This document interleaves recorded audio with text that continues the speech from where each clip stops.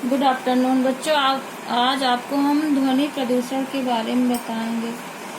ध्वनि प्रदूषण एक निश्चित मात्रा में अधिक शोर होना ही ध्वनि प्रदूषण कहलाता है। ध्वनि प्रदूषण के कारण पहला है वाहनों का इंजन हॉर्न अनावश्यक शोर करते हैं। दूसरा कारण है कारखानों की मशीनें भारी शोर करके ध्वनि प्रदूषित करती हैं। तीसरा कारण है धार्मिक विवाह धार्मिक स्थान समारोह आदि में लाउड स्पीकर ध्वनि प्रदूषण करते हैं। फोर्थ कारण है एक व्यक्ति का तेज आवाज में गाना सुनना दूसरे के लिए शोर हो जाता है। इसके बाद आपको हम ध्वनि प्रदूषण के प्रभाव के बारे में बताते हैं। कान का श्रवण शक्ति को हानि पहुंचाती है। कुछ अधिक तेज ध्वनियाँ छोटे छोटे जीवों की हृदय की धड़कन को रोक देती है। ध्वनि तरंगे कुछ पौधों को बढ़ाने से रोकती है। निद्रा तोड़ती है, जिसका प्रभाव स्नायु संस्थान पर पड़ता है। अनेक रोग हो जाते हैं, जैसे बहरापन, चक्कर आना, रुधिर प्रवाह में बाधा आदि। ध्वनि प्रदूषण रोकने के उपाय। ध्वनि प्रदूषण रोकने के निम्नलिखित उपाय है। पहला है ध्वनि उत्पन्न करने वाली मशीनों पर साइलेंसर लगाया जाए। दूसरा उपाय है मशीनों पर समय समय पर ग्रीस व तेल लगाना चाहिए। थर्ड उपाय है उद्योगों की स्थापना आबादी से दूर होनी चाहिए।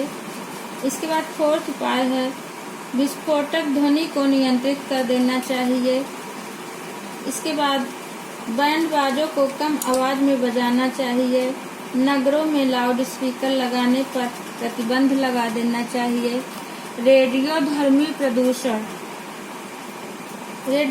प्रदूषण की क्रियाशीलता द्वारा हुए प्रदूषण को रेडियोधर्मी प्रदूषण कहते हैं। पहला कारण रेडियोधर्मी प्रदूषण के निम्नलिखित कारण है। पहला है अंग विकृत हो जाते हैं। दूसरा कारण है एटम बम के प्रयोग से रेडियोधर्मी किरणें पैदा होती हैं। इसके बाद थर्ड पॉइंट है गर्भाशय में ही बच्चों की मृत्यु हो जाती है। इसका उपाय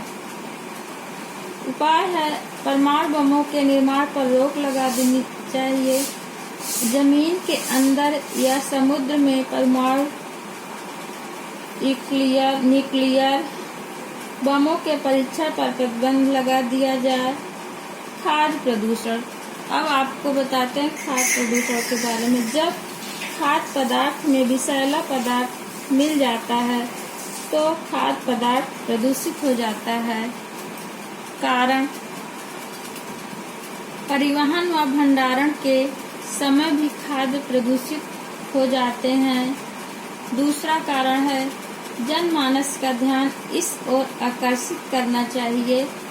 तीसरा कारण है तांबे पीतल के बर्तनों में खाना पकाने रखने से भी खाद्य पदार्थ दूषित हो जाता है।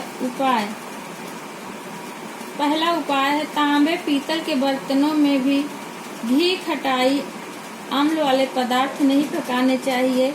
दूसरा का उपाय है कीटनाशक दवाओं का प्रयोग कम से कम करना चाहिए।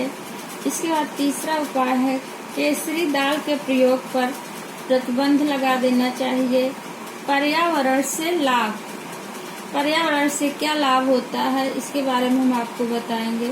उपरोक्त विवरण से स्पष्ट हो जाता है कि पर्यावरण प्रदूषण से मानव कितना प्रभावित होता है। पेड़ पौधे मानव के लिए अत्यंत महत्वपूर्ण हैं। ये वातावरण को दूषित होने से पेड़ पौधे मानव के लिए अत्यंत महत्वपूर्ण हैं।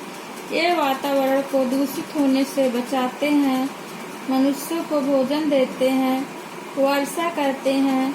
अतः पेड़ पौधे भूमि जल सभी एक होते हैं, इसीलिए हमें इन्हें दूषित नहीं करना चाहिए। पर्यावरण से निम्न लाभ है, इसके बारे में हम आपको कल बताएंगे।